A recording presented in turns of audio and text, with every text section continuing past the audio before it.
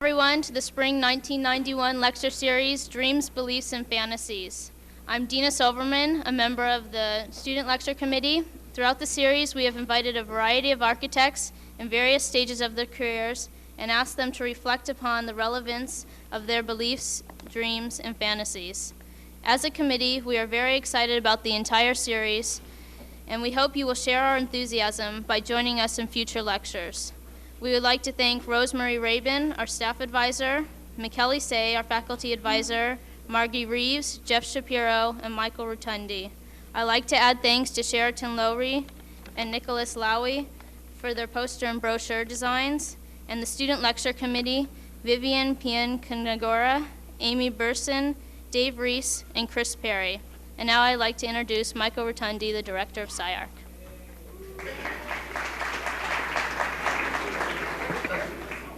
Good evening. It's actually terrific to see such a large crowd, especially for someone I think as important as John Lautner, someone who hasn't really done much else other than build some extraordinary buildings, which I think is the aspiration of all of us.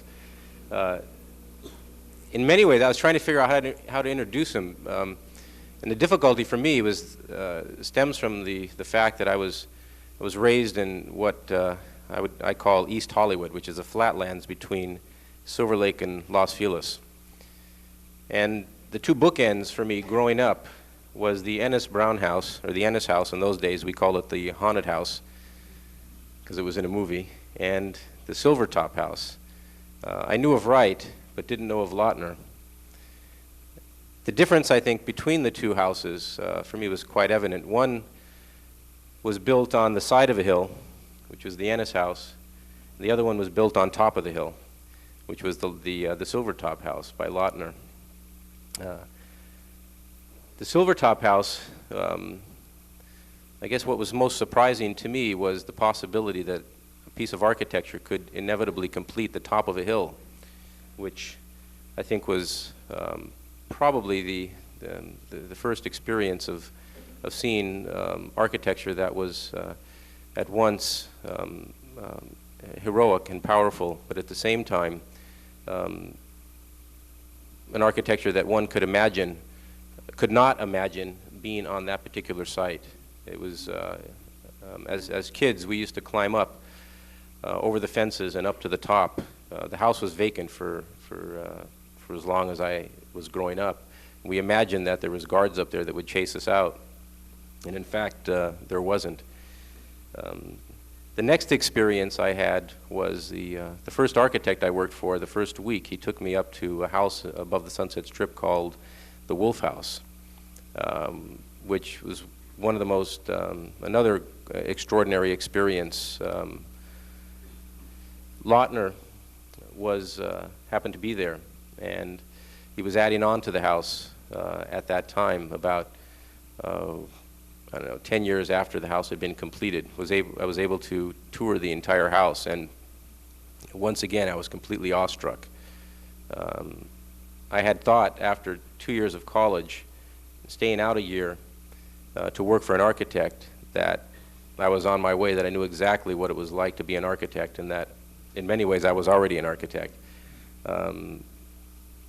Visiting the Wolf House put me back to square one. It was one of those experiences that make you realize that there's a long way to go. Recently, I visited a house that he's now remodeling, which was originally built in '65. I knew of the house from that early period, didn't know what he was doing. It's a Goldstein residence. It's up in the Sunset Hills as well. And once again, at a point in my life where I thought I knew what I was doing and that I had the command of the language of architecture and had the skill to produce architecture, I was put back to square one. It's in many ways it's almost indescribable to talk about the work without having experienced it. The work is, I think, without exception, is highly original, but it's original the same way any great invention is original. I think Mr. Lautner's work has been, I think, simultaneously formal, spatial, and technical invention. His work it's extraordinarily heroic, but I think also heroic in the same way any of the great constructions throughout history have been considered heroic, as well as I think the natural wonders. Standing at the house, the Goldstein residence, which I first saw at the Silvertop house when I was a child. The space extends beyond the site out to the horizon, to the point it's like standing on the top of Hoover Dam. The Goldstein residence has both the swimming pool and the floor of the bedroom extend all the way out to the horizon, and you're compelled to stand right on the precipice, and it's like standing at the Zabriskie Point or on the rim of the Grand Canyon. At once you're terrified, but at the same time you feel compelled to stand on the edge. And my thought was that when I was at the Goldstein residence, it was the same thought that I had when I visited Hoover Dam, that if I was going to jump over the edge, it would be at that place. There'd be something quite extraordinary to buy the farm at that particular place. A bit of history. John was born in Michigan, went to Northern Michigan University, and studied for 6 years at Taliesin East in Wisconsin. I guess in looking at all of the people that have studied under Wright, I don't know anybody that has survived as well as Mr. Lautner. I think his work is can be identified as purely his own and not derivative of anything or anybody. His work, I believe, is both inspired and inspiring. I think the one thing that's probably the most awesome when you start practicing architecture yourself is how difficult it is to get a building up, any building. When you see the works that he's able to get up, I mean, you just have to fall to your knees. Yeah. Actually, I should just let you show him the work. Here's John Lautner.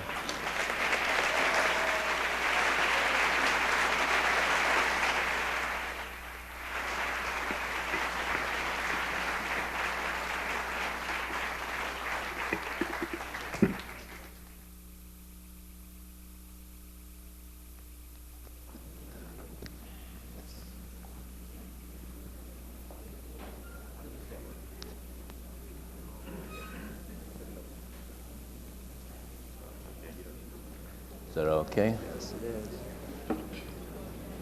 Okay. I can stand up for a minute.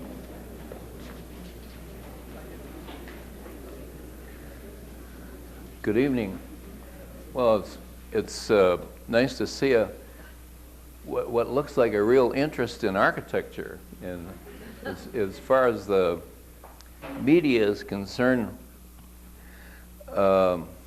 there doesn't seem to be any knowledge of architecture or any understanding or any concern of anything real at all. There's just media-made fad facade merchandise, and I don't even call it architecture.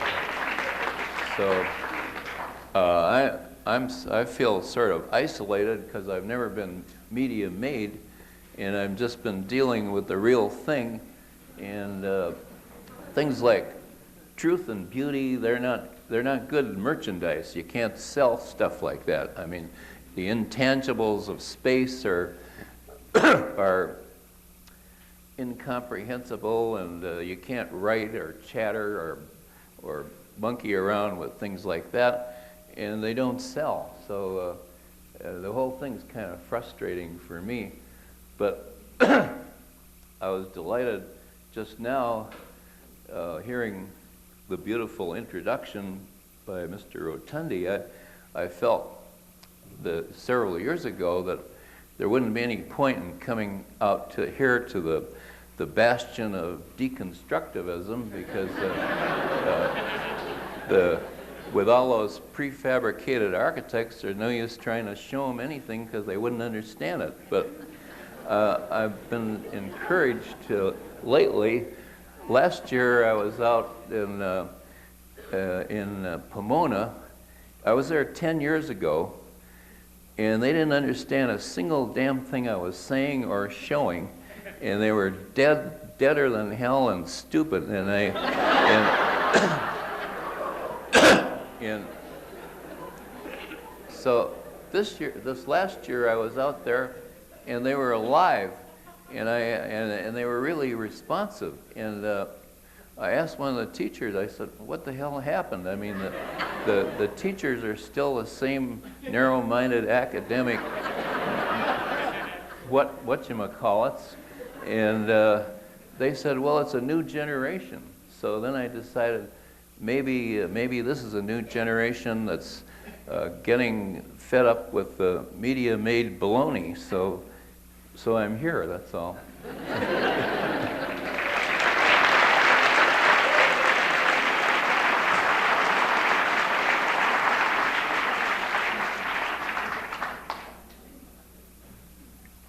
We could have what my main, oh, God damn it.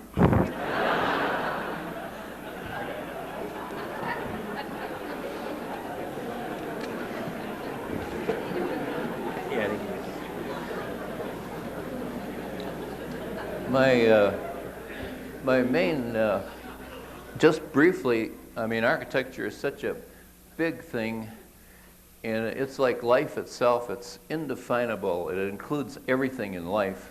And so when I come to something like this, I think, I mean, it's hopeless to describe the whole thing in words. And words and writing are too easy anyway, and they're usually meaningless. So I believe the best way outside of actually experiencing buildings is to explain how they occur with the slides. And the main point I wanted to make with this is that this is a life work with architecture that stems from real basic thinking all the way around. There's a main idea, and it works from the inside out. I've never designed a facade in my life, and just what happens outside is due to what happens inside. And that's one of the main things that I learned from Frank Lloyd Wright was, if it doesn't have an idea, it's nothing. And a collection or assembly of stuff is not architecture. So I think in showing examples, you may get the idea of what I call real architecture. I don't call it organic, which it is, but because the media, again, has to screw it up and catalog it or category it as Frank Lloyd Wright's style, and it's not. It's a ongoing, continuous, growing, changing as life itself. And the media will never understand that. So now we'll have the slides.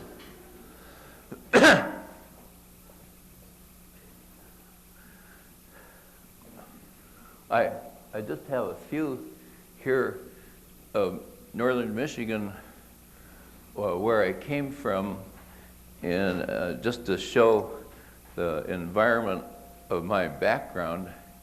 I think that students like to know, well, what happened and why as much as possible. And so I gave up the beauties of the woods in northern Michigan to devote my life to architecture. This is a cabin on a rocky point in Lake Superior that my father built, and I worked on it when I was 12 years old.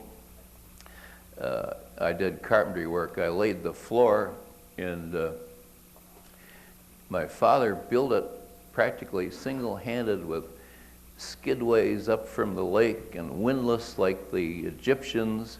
So my first taste of building was really basic, as I say, like the Egyptians. It was a vertical windlass that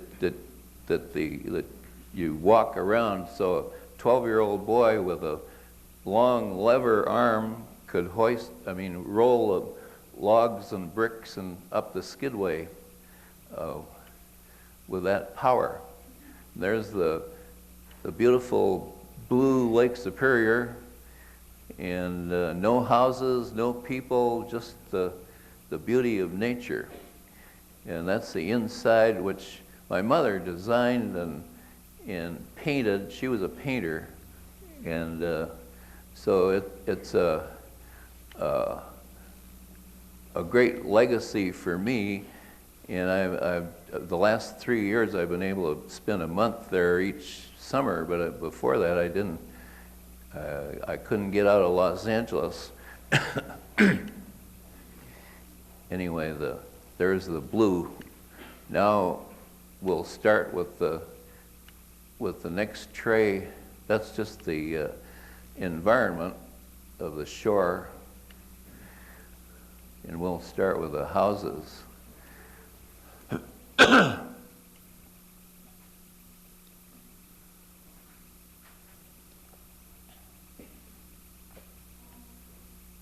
This is the first one.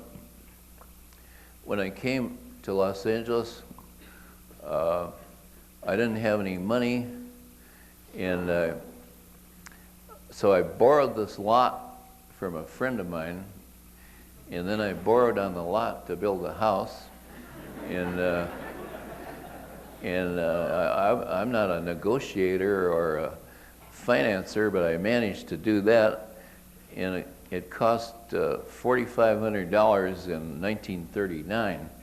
So it's very difficult for me to keep track of what goes on. At this time it was $375 a square foot, and now I have a hell of a time getting one done for $300 a square foot or more, and of course that's due to the great merchandising, speculating society. They've in the guise of progress, they've managed to get a house up about 20 times what it was 20 years ago, so that now nobody can afford a house. I mean, I can't afford a house. It's $1 million for a house. Well, anyway, here's this house. Simple plan, with the minimum of doors and partitions and a flowing space, and sloping ceiling. You get real ventilation with a sloping ceiling. It seems as though, and it's true that with a flat ceiling, even if you have windows on both sides, you don't seem to get much ventilation. You have to make the air move. So right from the beginning, I've been concerned with the real basics of living. So light and ventilation are part of all of these designs. This is one on a hilltop in Hollywood, where it did have a 360-degree, so the living room is like an island, so they can look all the way around. Redwood.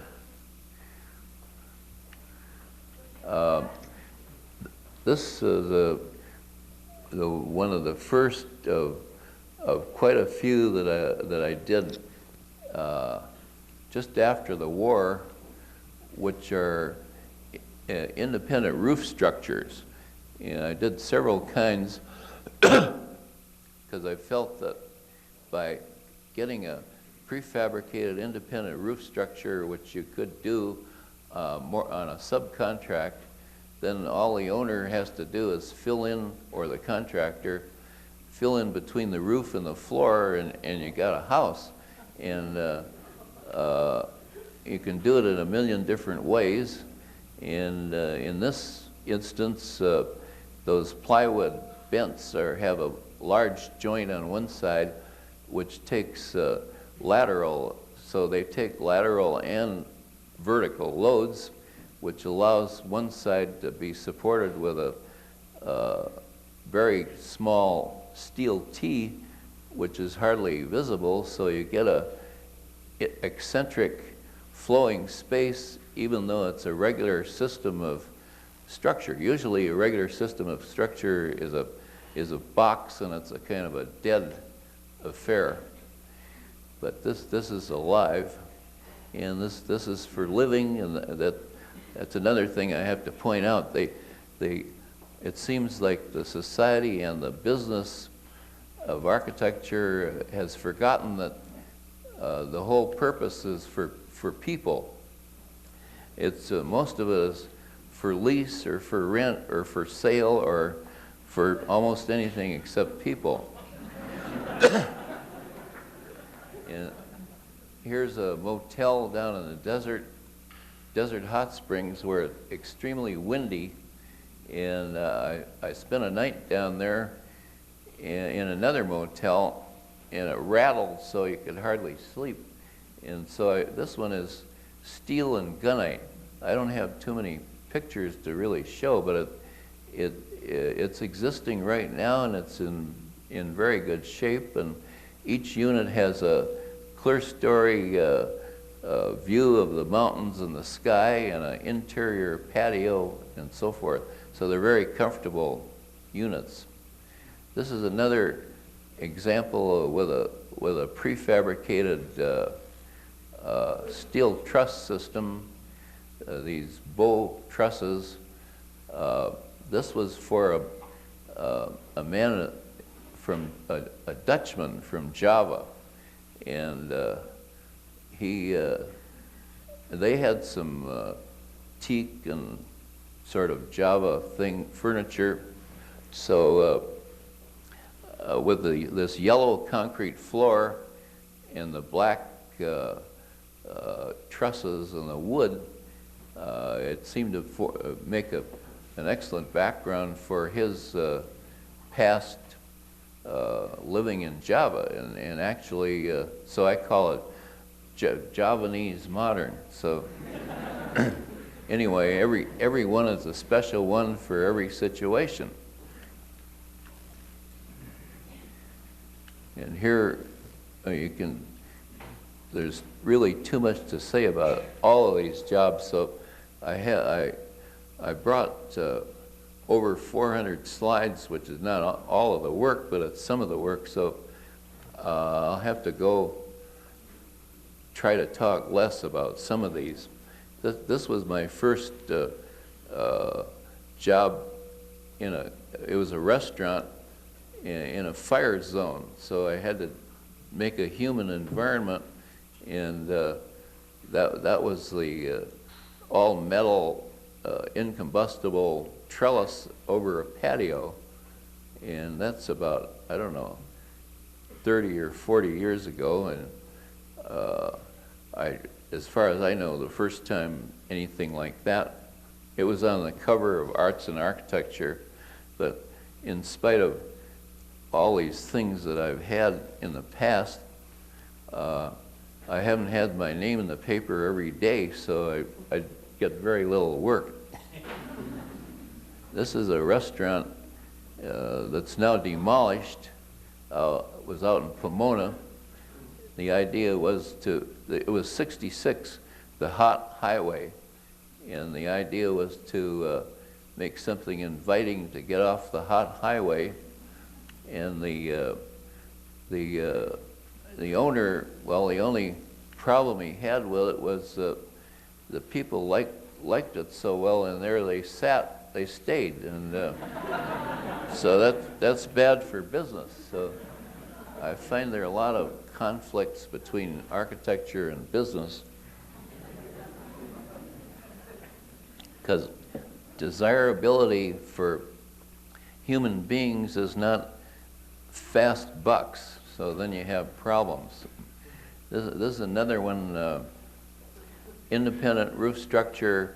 The roof is supported on 3 columns, and that's a drawing of one, and that's the plan of that one. And then there was another one here. I did 2 with that same system, and the idea of this one was it also had a 360 view, and with the 3 legs, the conformation is due to them taking the lateral as well as vertical loads, so there are no shear walls, so it's completely free. Then by lengthening or shortening the legs, you could fit any terrain. So I've had practically nothing but hillsides, so I have all kinds of solutions for hillsides. But I don't know, the contractors don't seem to understand that either. But this is that house, which is now has been refurbished, and I've been working on a book. I have a book ready, but I couldn't get anybody to publish it because I don't have a big media name. So the box office, get-rich-quick publishers don't care about. All they want is names. Anyway, in looking at houses 30 or 40 or 50 years old, I find that they all really do have ideas, and they're all in excellent condition, and they're all timeless. So I'm very happy with the work. This is a redwood house that fit in a grove of live oak trees where the clients originally had picnics, and so I didn't chop a single tree, fitted around all the trees, and there you can see the sloping glass, so that when you're inside, you're still in the trees. And normally, that kind of a property, the whole thing you came for would be destroyed. But we maintained the whole thing. There's an interesting, there are all kinds of things with all of these jobs. Now this wall has, those are two by redwood planks with glass between, and in part of it, it's a fence, and part of it's a wall. And interesting thing about that is that when you're inside with the glass between those planks, it seems more open and free than if it were all glass. So there are all kinds of things involved and all kinds of things to do. These are, I like pivot. Pivot is an excellent method of doing anything. And if there's wind, they counterbalance each other. And so it makes a nice transition, nice opening.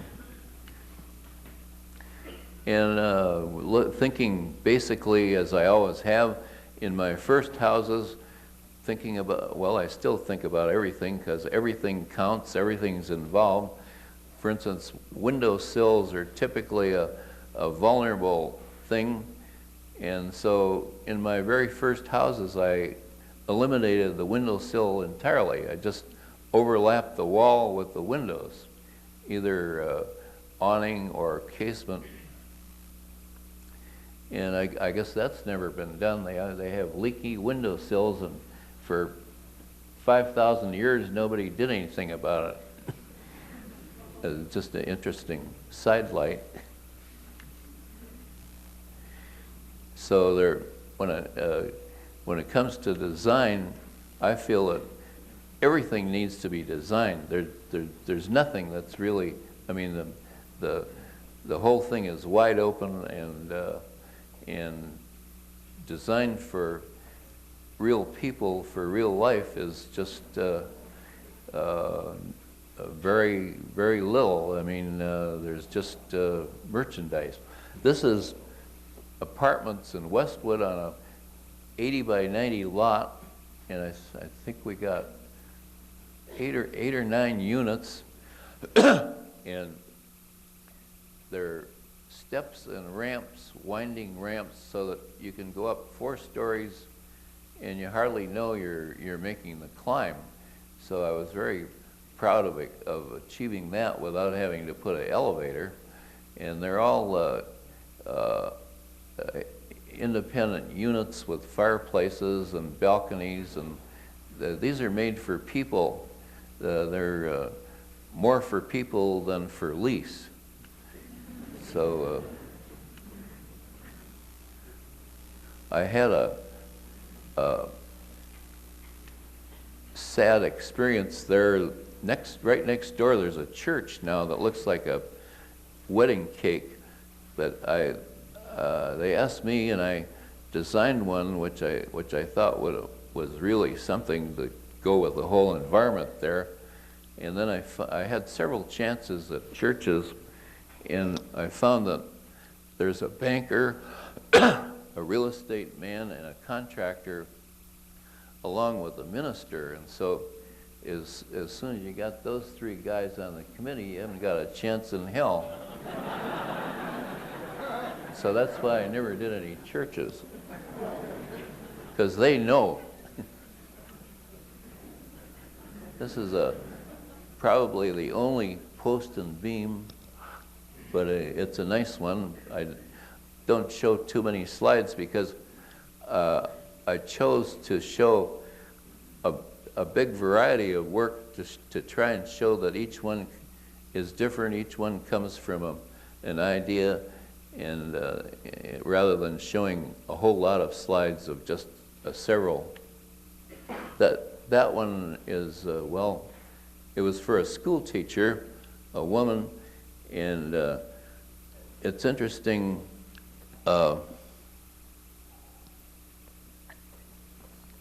She came to my office, and we talked about 5 or 10 minutes, and then I made a preliminary for her.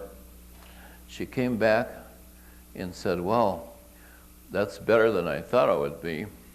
And we built it, and it became her whole life. She loved it so. So that one was done with 20 minutes or 10 minutes of conversation. Well, these cocky know-how people, know everything people, you know, you have to have conferences, and you have to have meetings, and you have to discuss it, and that way you never get anything done.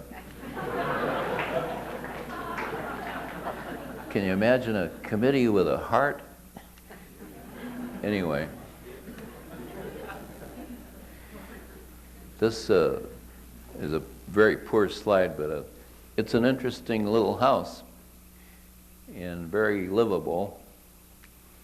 You know, again, I should mention no retaining walls. I don't believe in retaining walls, even though the engineers say you can hold up mountains. I think it's kind of silly. So all these things are on the hills are designed without retaining walls. This is a little one in the Hollywood Hills looking out at the mountains. And I don't know if you can tell from the few pictures, but it's a very interesting space. Well, you could call them all space experiments, and as long as the space is alive and durable, why it's a successful kind of piece of architecture. And in this instance, it's a kind of a butterfly roof, and then you can see the living room is a raised platform, which is a free space within a free space. So I thought that was a pretty interesting concept. Of course, you can't really tell from the pictures, but anyway, I guess you could tell something from the plan. This is a market, Beechwood Market, facing north, so it could be glass.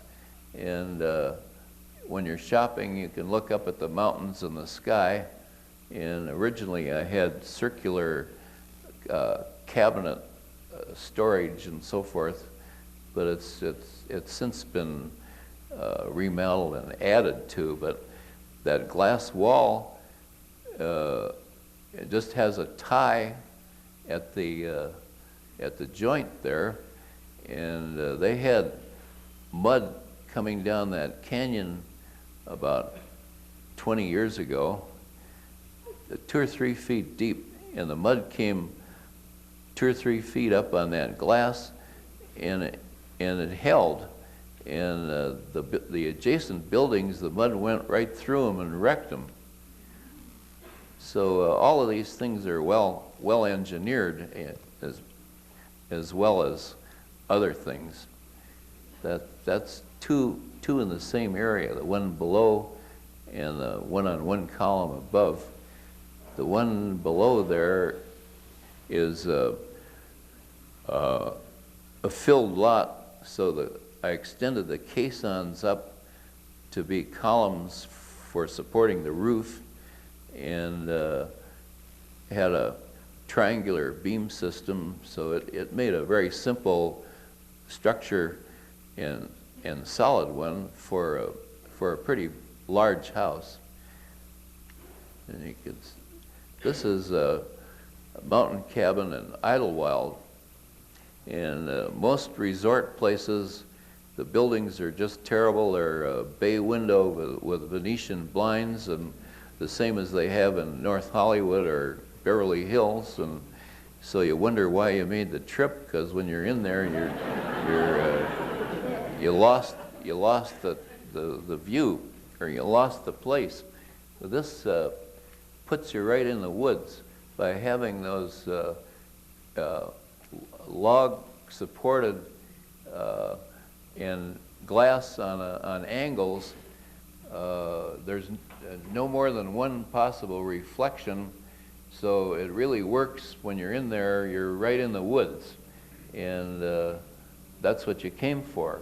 So I often wish I could do some park buildings, but I found that politics with the government and business with business makes it impossible to do architecture in those areas. So I do mainly houses where there are a few people interested in architecture.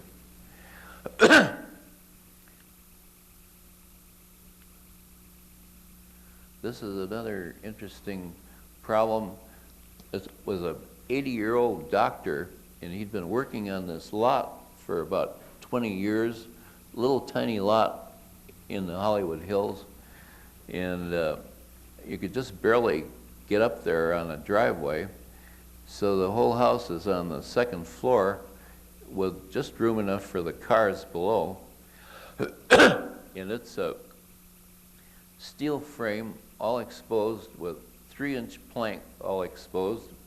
And 3-inch plank wood is good for 1 hour. So 1 hour is good sense in the hills as far as fire is concerned. And then you can see that it made a very livable one big space kind of house with just the bedroom and bath closed off.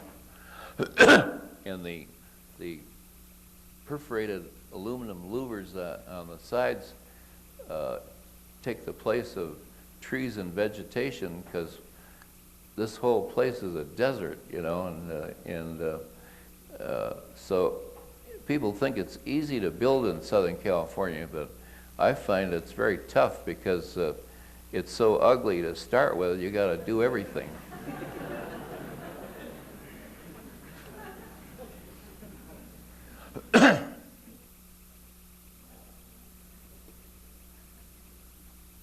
This is, people wanted a house with no maintenance, and so it's a concrete terrazzo floor and steel frame roof dome, and they they like, this is just basic for me.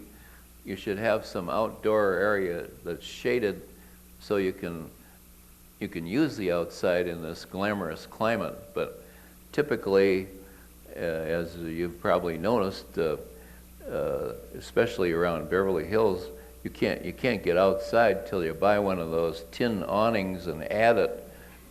Then you can go outside. But there's nothing in the architecture that's for this climate.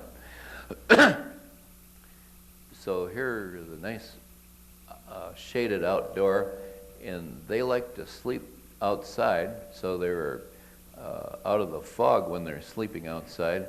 And so the master bed rolls outside, and the dog sleeps inside, and they sleep outside. So you have different situations with different people. See, these are individual things, and they do the whole house in 7 minutes with a 5-foot wide squeegee. So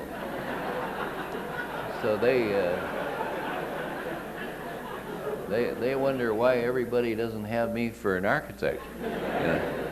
But I never got another job from it because I didn't have the hype to promote it, I guess. There's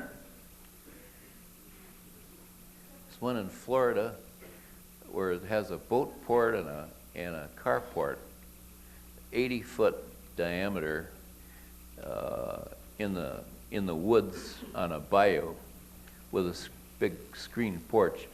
The pictures are very poor, but and this is another one in the back of Beverly Hills where the clients knew nothing about architecture, but they had an idea they'd like to have a lot of light in every room, real daylight. And I thought, well, that's beautiful. I like that kind of a clue. Well, that means something. It's not, a little colonial or a little French. It's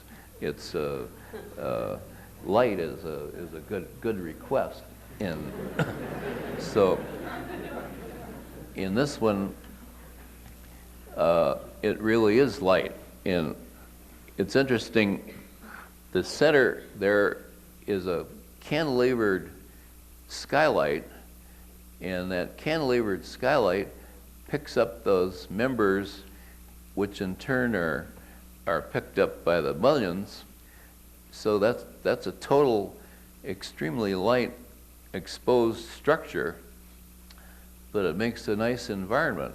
I mean, it's not a dead thing. It's still it's a live space.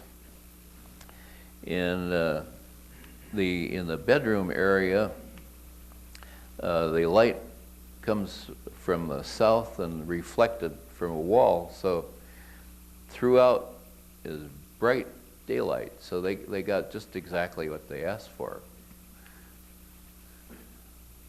This is one on one column where the no access from above, and the typical solution to this would be dig in and have 30-foot high retaining walls and live in a basement.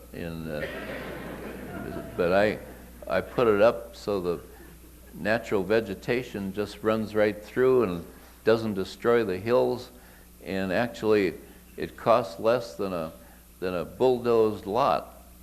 And of course the lot was cheap because it was considered unbuildable. That's one of the reasons I got jobs, is because they heard that I could do unbuildable lots, not because I could do architecture. I got a kick out of right now. Most of my houses are concrete, and I like that idea because I figure they're going to be there for a long time, not because they're good architecture, but because they can't afford to tear them down. That's the business world.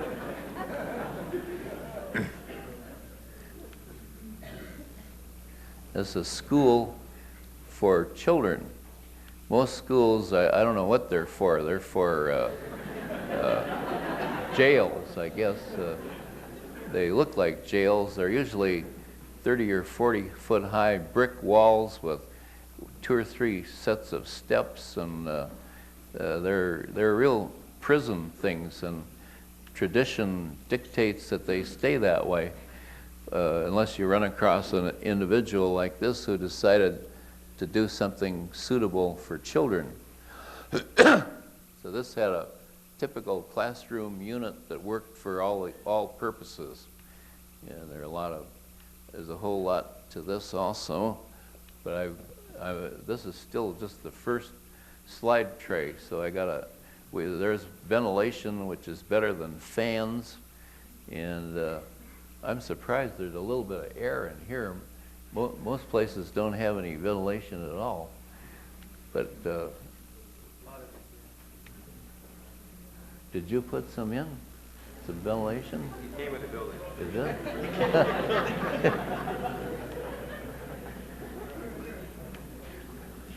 Well, I find, the real essence of anything is usually left out.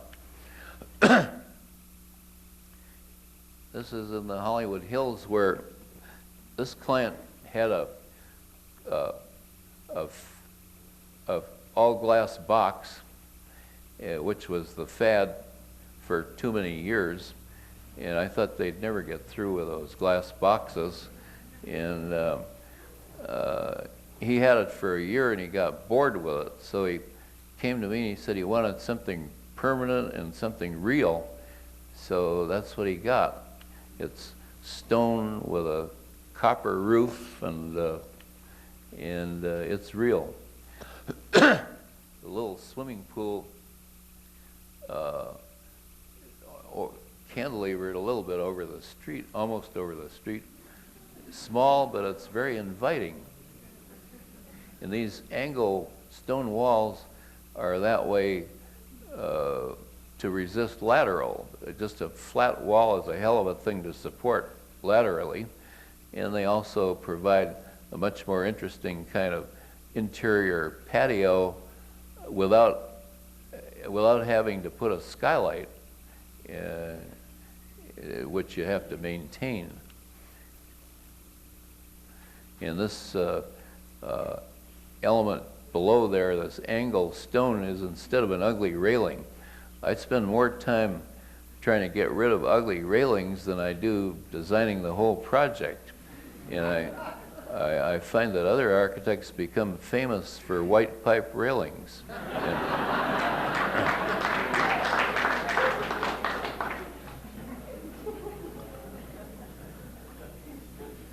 This is in the Hollywood Hills. He was a jazz composer, and the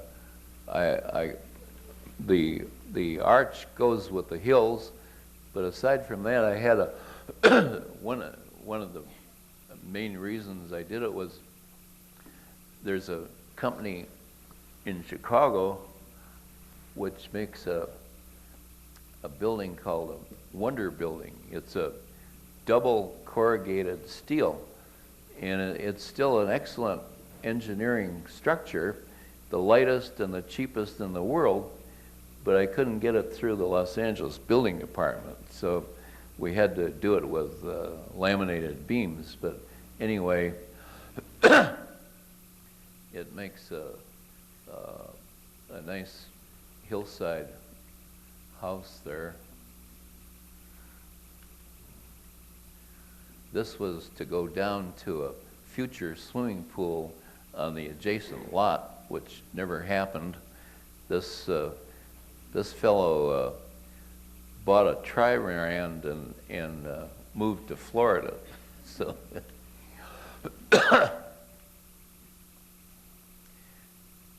well, this is interesting. Excuse me. I had a client in Bahrain, and when I was there, he said this was an Arab concept, and it's a very good one, because in the Arab countries, the horse is everything. The horse comes ahead of the wife, you know. And to me, it was interesting because the design is everything. If you have a good design, it pulls everything, like the horse. And if you have no design or a hodgepodge, it pulls nothing. And so the design is the horse. And interesting statement. That's the end of the first tray.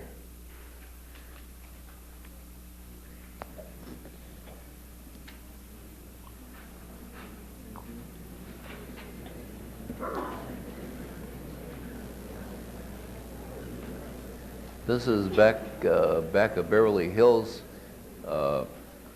concrete coming out of the mountainside, and to the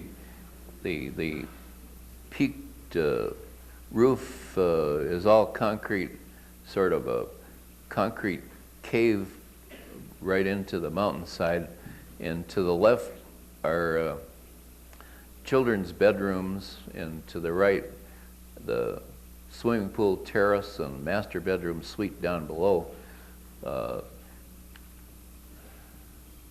There's the plan. And that's the forming. Those little blocks make holes. The idea there was that in the living room to have a perforated light as you have in a primeval forest. And I've been in a primeval forest in northern Michigan, and there's nothing more beautiful than that. Of course, all man-made stuff is junk compared to nature, but you can at least you can try. And so anyway. Those they're 750 old-fashioned glasses that are skylights. Oh God, I got some upside down.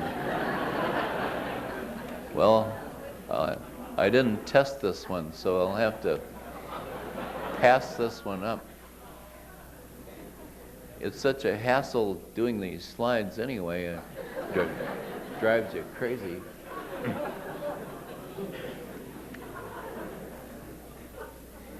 That's a hanging sliding glass that Mr. Rotondi was mentioning, and it is pretty fantastic. The original design, including that cantilever concrete, which is a rail for the terrace above, is the up and out ceiling of the room below. So even though it's all concrete and below a swimming pool, it's one of the freest and most delightful kind of interior spaces imaginable. But again, you have to see it. That's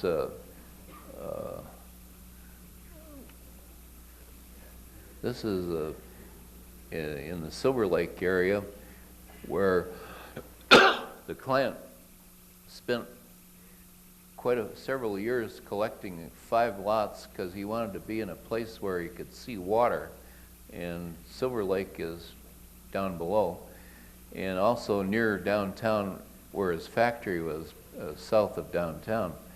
This is interesting because you can see how the curved building, which is not only human but suitable to the hills, you can see how silly the boxes look all around there. And of course, I'm right with Mr. Wright.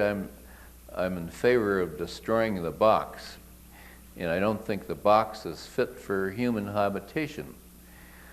So here's this one. He wanted that hilltop, and in order to maintain it, I conceived this plan which brick walls screen the the neighbors and the functional elements, and leaves the whole center open and free with an arch over. So, and then the grass comes right up to the glass, so that you have the minimum structure involved with sheltering the original hilltop.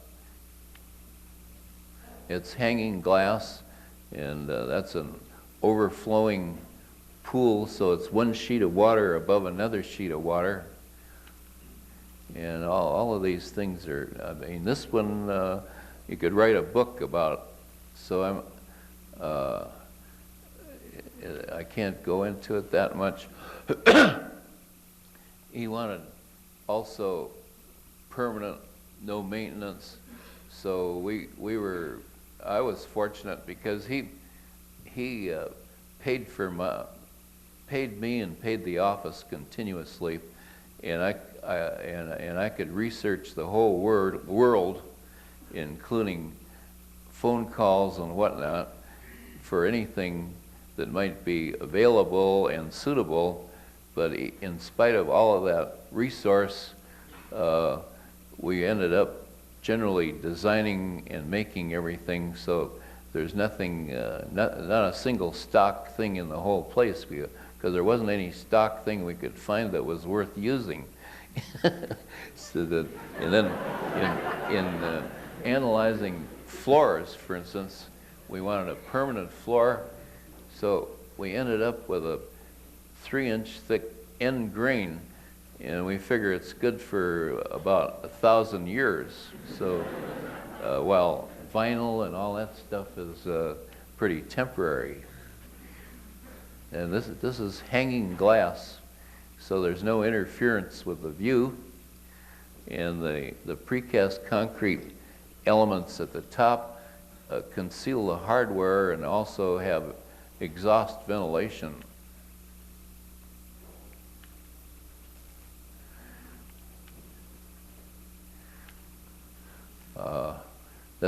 You can take a bath and a sun bath at the same time. These are all just common sense things, but I find that, well, of course, common sense is one of the rarest things in the world, so it becomes exotic architecture.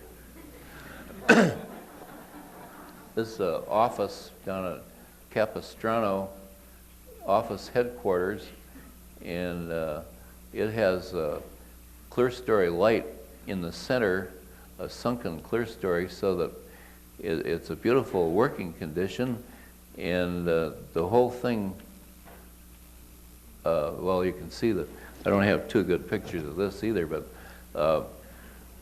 it was so pleasant that the people working there enjoyed it, would rather stay there than go home, because their home was so lousy by comparison. Anyway, the building didn't cost any more than a typical concrete block, rectangular, with fluorescent lights and air conditioning, which is what they usually do, you know, and nobody thinks about it, but anyway, it's hard to get the truth out. That was for apartments on the mountainside with a shopping center down below. This was premature Capistrano. You can still see the graded mountain down there if you go by on the freeway. And one reason, even though it was premature, couldn't get financing, because the typical problem is the banks, you know, they want to do things just the same as they were 50 years ago, and that's the only way that they're going to loan money. And in this case, they're inclined elevators, and they said, is there a incline elevator company down there that's been in business for 20 years maintaining them? If there's not, we can't finance it. That's progress, high-tech, you know, U.S. baloney. This is precast concrete apartments that fit any kind of a hillside, and could be 2 singles or a double and a single or what have you. And it was very interesting to see how you could work with the hills, but nobody bothers to do that either. And I was very, well, I'm continually annoyed with what goes on, because nothing goes on that makes any sense to me. And I can't help seeing the baloney in the papers saying, well, we had to put in more units because it wasn't economically feasible, you know, and of course all that means is they wanted 500% more profit. And I analyzed one of those properties, I don't know, 10 or 12 acres, and I found that I could have all the apartments desirable, not only desirable, but opening out and free and still be economical. But nobody would ever consider that, because that's not, I mean, that's not the way they do it. This is in Alaska. Another good request, meaningful request, where the man said, do something that'll keep my wife through the dark winter. So that's a light reflecting wall that picks up the horizontal winter sun and reflects a glow in the center of the house throughout the winter. So it's the only house designed for Alaska. All the rest of them are like North Hollywood. And this is the entrance. It's a wide, because it works also for the boys' playroom, and then the owner would come in there with a snowmobile. So and then the fireplace takes 10-foot logs. So houses for Alaska are different than houses for here, and a lot of people don't seem to understand that. If it's not French or colonial or postmodern, why it's no good. This is Palm Springs built into the desert. That's another case of that desert community has mostly style or fad, cliche kind of stuff stuck around. This one, the property was one of those bulldoze pads, and when I saw it, I told the owner, I looked over the edge and I saw some natural big rock outcrops, and so I said, dig the whole thing down another 8 feet and we can use those to build the house into the desert. So he, being an interior designer, he understood the value of that, and so that's what we did. And well, you can see we used the rock outcrops structurally, even though we had to bolt some of them together. And this is a concrete, a case of what I like about concrete are many things, but some of the architectural values are like solid and free. And it's like sweet and sour and other subtle good things, durable things. Solid and free is a great enduring environment.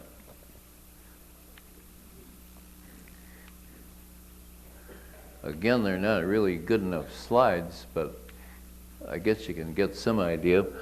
I had to have the survey done about 3 times before it was accurate enough to work with the rocks, but that's another one. Like, well, Mr. Rotondi saying it's difficult to get something built. It sure as hell is. You can't even get a real survey.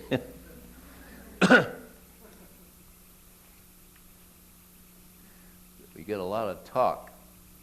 That's the roof of the guest wing, has a garden around the edge instead of an ugly railing. So again, you're out in space. And there's one of the original outcrops. And the builder and the engineer. Malibu, this is concrete again, and by doing these concrete catenary, the catenary causes the concrete to remain in compression so it's not cracking, and then by reversing those forms, it opens in the center, so it has views to the mountains and the sea, even though it's a little 30-foot wide lot. And so this one, I think, is a real achievement for. It would actually be good for townhouses because it opens things up instead of closing them up. And it has 5 bedrooms and baths and swimming pool and painting studio and child's playroom, and they had an architect before me, and he just said, well, you can't have this and you can't have that. And I said, well, don't tell me about that, just tell me what you want to do. So I got it for him. And I give it to students once in a while, and they can't get all that stuff on the lot, you know. So that's interesting just physically, but it's also interesting that it's so good architecturally and so livable. The man who owns it loves it. He's with his 3rd wife, and he's still got the house.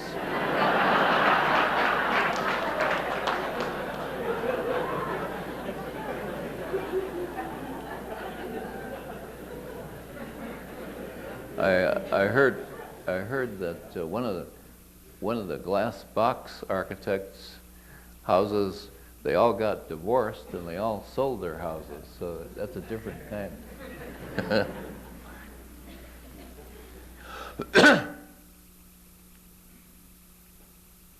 The first wife was a gourmet cook, so it's like a restaurant kitchen. You can see how desirable the bedroom, all the rooms are desirable, even though they're small. And they had, the children's rooms had guest balconies. This is in Acapulco. The view coming in on an airplane, you can just see the mountaintop there. This house is just below that mountaintop, which has a sort of a cross and a church. And this is a model. It had no access from below, so you come from above, you drive down through the roof into a motor court, I think of it, and into the house. This under construction, people didn't. They wondered what it was while it was under construction. They thought it might be a bull ring.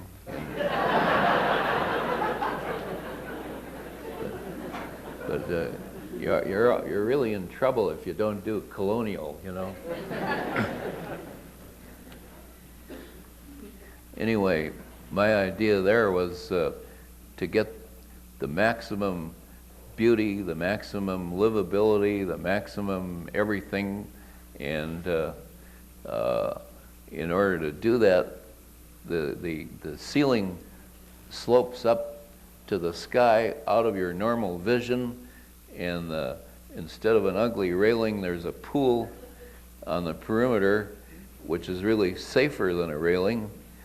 And when you're in there, you're just out in space with the beauties of the Acapulco Bay and the mountains and the sky. Concrete furniture, and you just change the cushions, and it's a rough marble floor and completely open, and they can have storms and nothing gets hurt. The bedrooms are glassed in down below.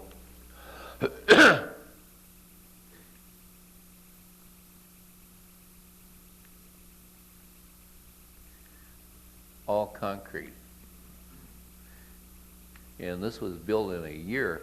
They asked me, well, how can you build in Mexico? And I say, well, how can you build here? I mean, you never get this built here. It'd take you 5 years discussion before you got started. And anyway, it's a bachelor house. That's a concrete dome, and it works very nicely. He kind of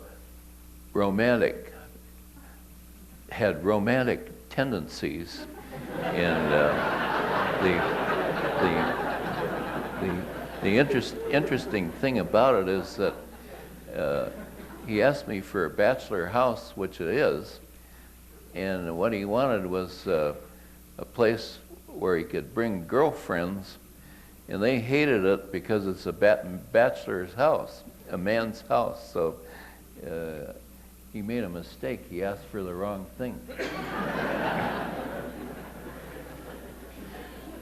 There's a 2-story pool and gym area down below.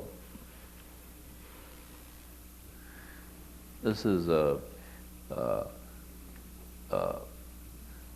Center for Crippled Children Society, and the typical unit for this is as you'd guess, a rectangular building with a hall down the middle and a TV camera to see what's going on. So what I did was make a circular scheme with wings off of a raised platform, so the director can sit there and look down these wings and actually see everything that's happening, the different functions of the whole situation.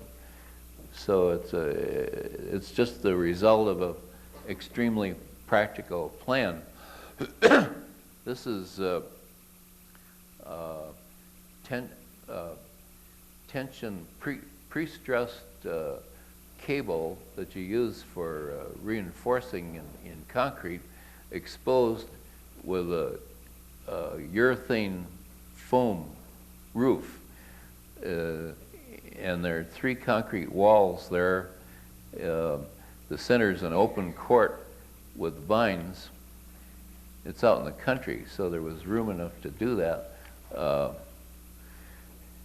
And I don't have finished pictures. It was a long time ago.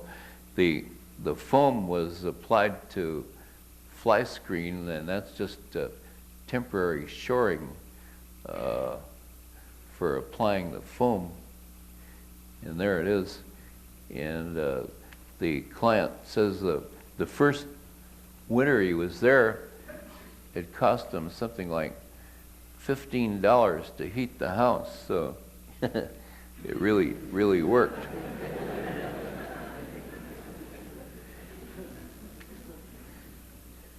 Well, this is the end of tray number 2, so I'm getting along here. And this is, I don't know if you can read it, I hope you can. It's an excerpt from a TV show by Mortimer Adler on Truth and Beauty. And it's a very valid statement, in the most important philosophical statement I've seen in years. So if you can't read it, the essence is more or less that we have a degenerating, lousy world, and with strictly grab it and beat it and get rich, we won't have anything. Well, if we change our mind and direct our thinking toward beauty instead of greed, we could save the whole world and we could have peace just by changing our mind. Well, now we get the third tray.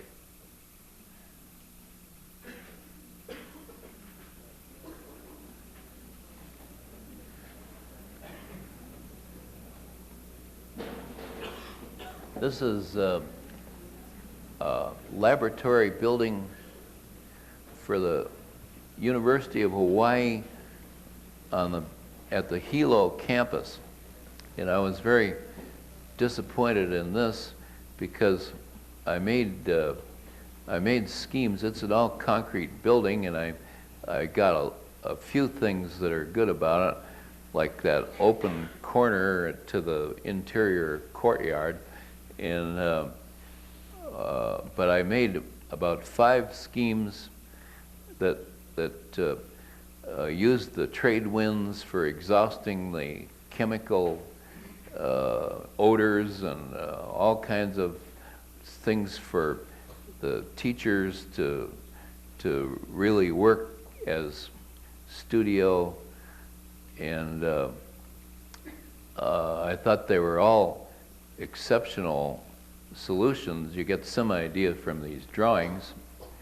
And then I found that they didn't understand any of them, and they didn't give a damn. They just said, the campus architect says, just make it like all the other buildings. And so that's why I never did any college buildings, because it's impossible. Fit the budget and make them like all the rest.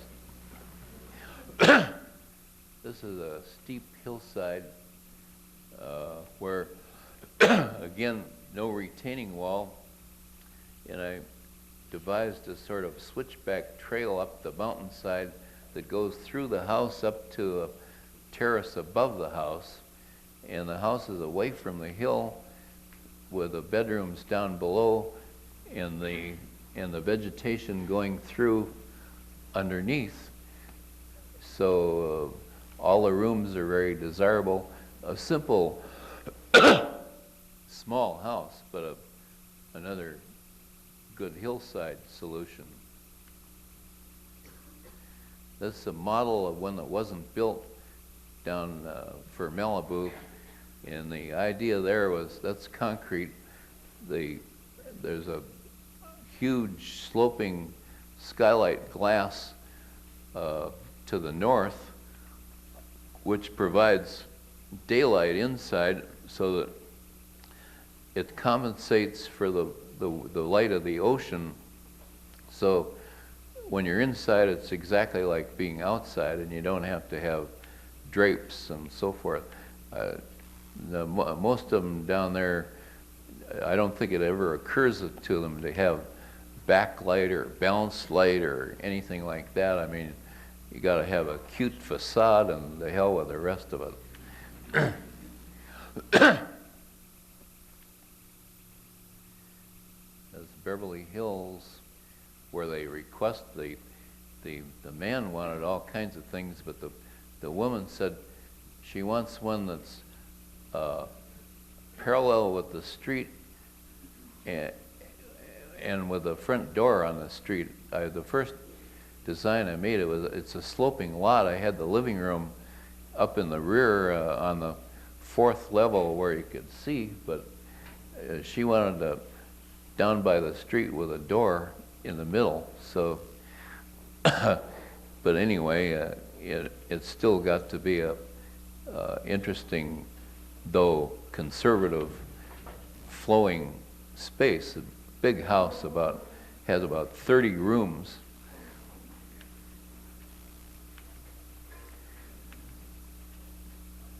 This was for Griffith Park.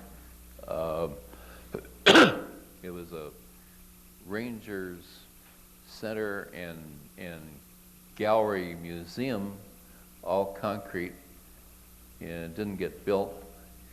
But there isn't a single good building in the whole of Griffith Park. This one would have been, only they had they had a budget that was established 10 years before, and they decided they'd like to fit that, so that was the end of that. Down in Laguna, made the living room a little tiny lot on a steep site. So in order to save some ground for a garden and to get outside, the living room is on the second floor as an island, a real island space. Cause you can see in another picture here the wall. Let's see. Well, I'll go back to. It's I don't know where it is.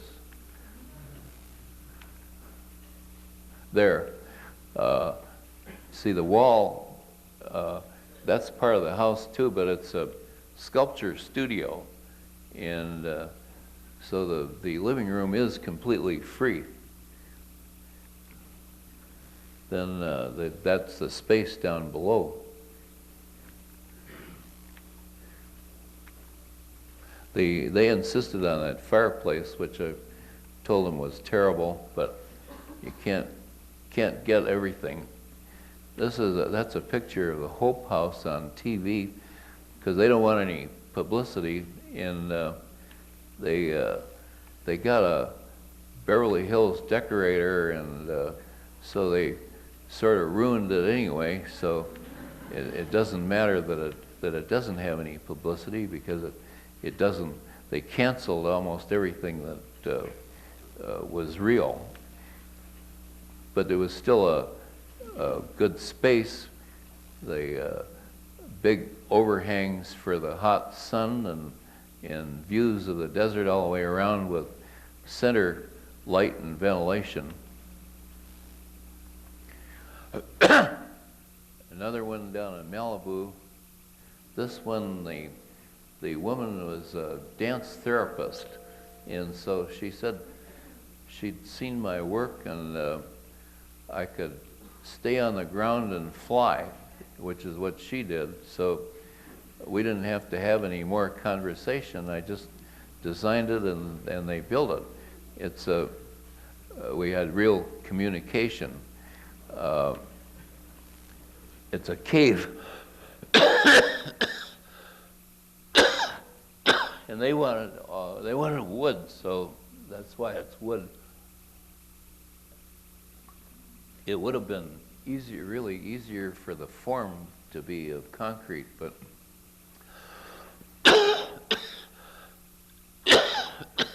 it's solid wood. The roof is a very small segment of a paraboloid, so it's straight line stuff, and the timbers are like 3 by 18, 3 by 16, 3 by 14, 3 by 12, reducing as the span reduce, and then it has a garden on top, and by recessing the beach view, it forces your orientation up and down the shore, so it makes Malibu look like an interesting place when it's just a boring place. So you have, as an architect, you have to really do a lot in this area to make anything.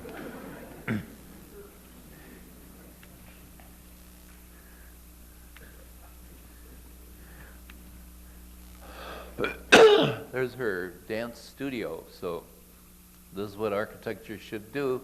It should improve and contribute to the life. So that makes them want to feel like dancing.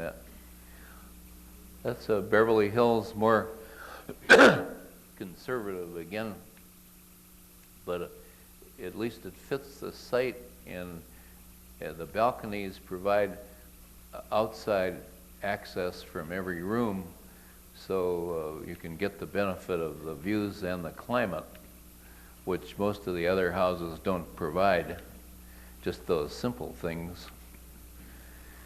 This is another one down in Malibu, where, as you know, it's difficult to have big areas of glass with the energy code and all that. And by doing this, I made a more interesting outlook from inside with a minimum of glass, and it really worked out.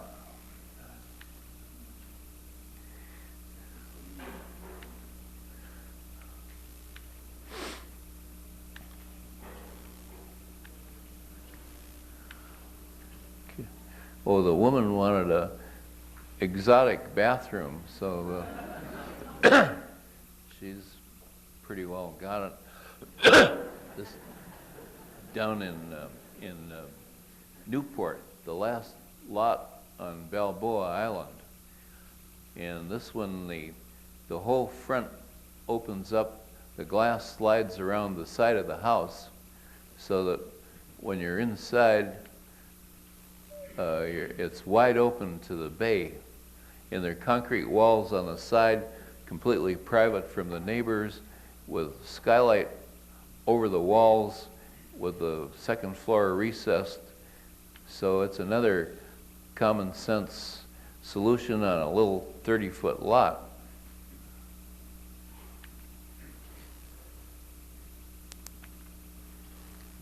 There's a skylight.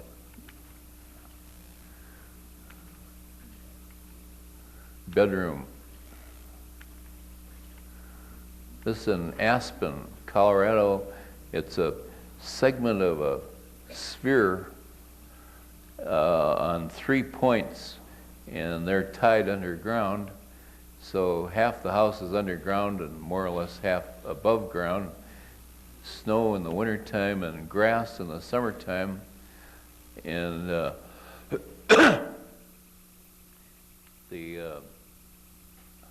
again, all concrete. And here, one end of the living room pivots out. So instead of having a porch where you have to shovel off the snow and move the furniture to get out in the sun, you just push a button and the whole end of the living room opens up and pivots out over the snow. So, and you get a beautiful breath of fresh air at the same time.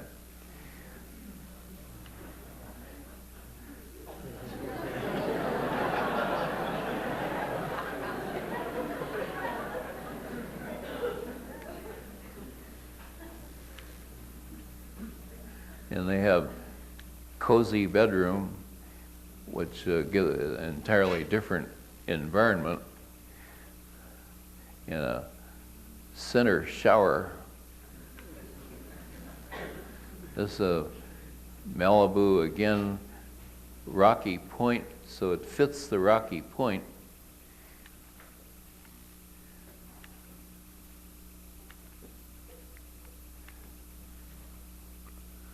This is very difficult to get a good orientation outlook to the ocean, because it's just this is a tilted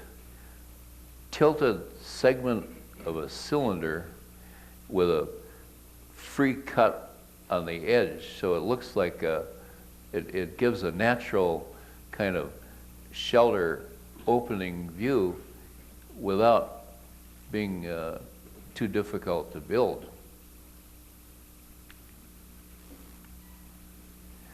And this again is a durable, free space.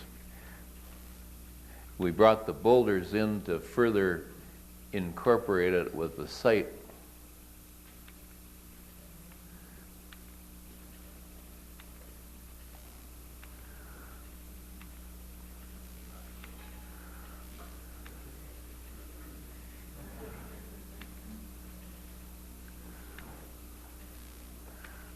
Again, it's hard to see just from pictures.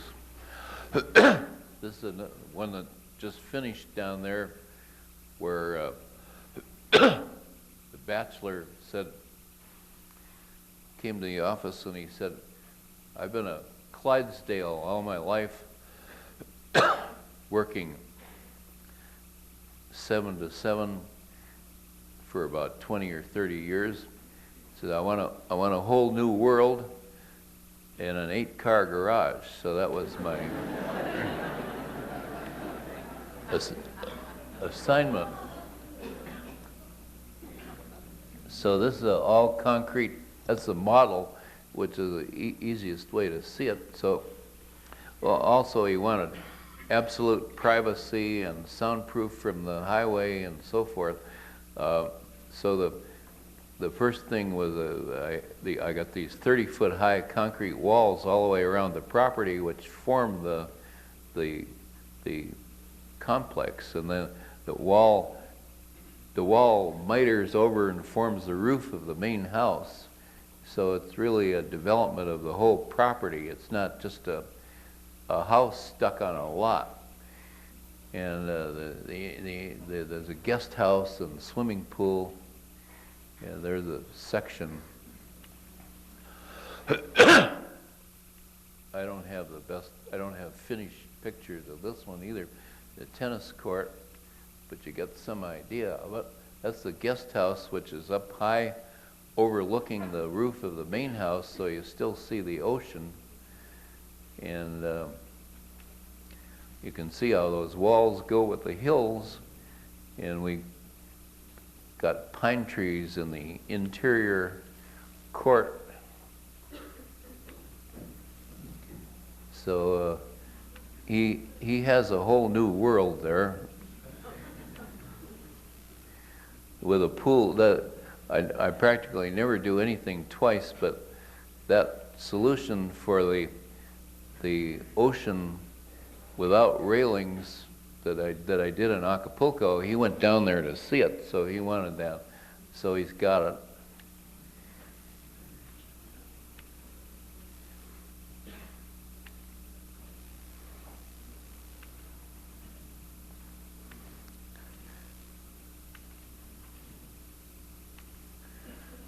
So this is just finished in Marina del Rey Shopping Center, a little commercial art gallery. And I thought it was interesting because my concept was looking through a tulip blossom, and in back of that is sloping glass, which has no reflection because I have a area of black ceiling, so that when you go up to that, you see directly into the whole gallery with no reflection of glass. And so I think that's a real accomplishment for that purpose.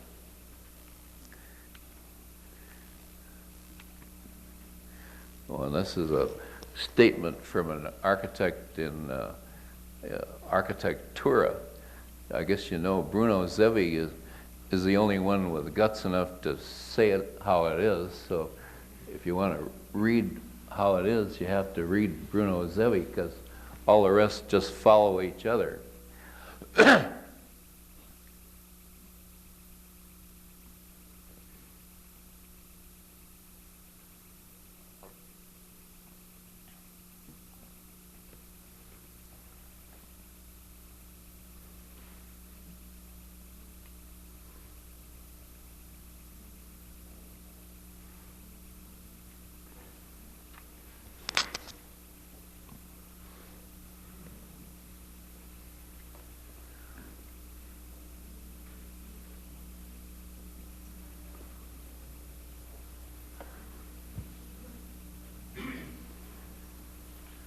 Well, I guess that's the end.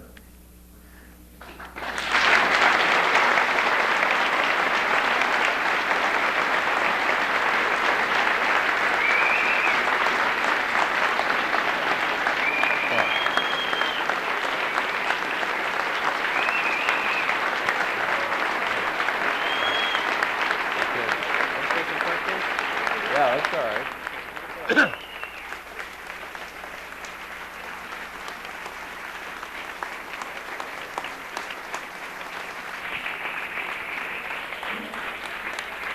Mr. Lautner will take some questions, and then afterwards there's a reception in the gallery for an exhibition of work from the Städelschule in Frankfurt, Germany. But now, if anybody has any questions. I take them as long as they're not silly. I don't want any questions about the energy code or how many square feet or any of that baloney. Just architectural. Well, based on the kind of questions that are asked, we'll call that a wrap. Yeah. I want to know if what you enjoyed when you were just beginning in your practice, if you enjoy the same thing now, or you enjoy it the same way. Oh yes, well, I was worried when I began because I had no idea whether I'd be able to do it. Especially going with Frank Lloyd Wright, one of the greatest in 500 years. But I philosophically minded. My father was a professor, and I was philosophically oriented when I was anyway as a kid, and so. With Mr. Wright, I was always concerned with the principles and the philosophy, and so I was very excited about the real living, changing, growing, organic environment that was possible to develop for human beings, and I could see that work would go to infinity. It has no end, and that's one of the reasons I chose architecture, because most other professions, it seemed to me, were in a rut, or they ended up in a rut. They were narrow things, and I had a horror of getting into a rut or anything repetitive, and so I found that was true, and that as old as I am now, I'm still just getting started. So that I've been so involved that 50 years went just like that, which is real proof of involvement.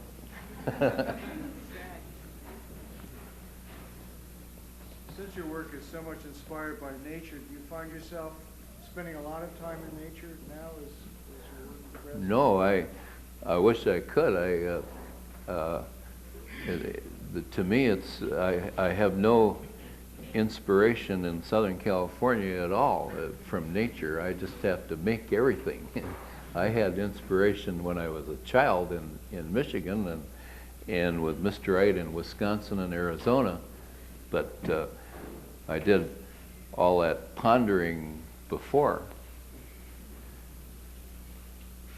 It's just a matter of working all the time. Yes? Yeah, I noticed you have hardly any vertical walls in your building, and a lot of radial designs and curves. Besides the abolition of the cube in the box, why do you do that?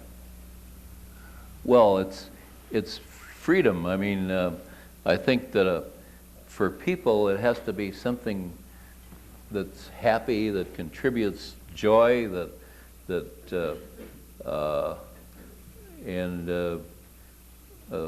has to. Then also the curved things go with hills and mountains, as well as being more human. I mean, and it is for people. So that's how it is. Yeah. How do you deal with clients' furniture? You know, there's personal belongings. Is it really important? It feels like it bothers you too much, or it's incorporated too much in the architecture. But I mean, how do you feel about that? Well, it's always difficult. I don't do much furniture as such. I do a lot of built-in seating and things like that, and so some clients get some horrible furniture and I can't help it, and other ones are not so bad, so that's the way it is. I know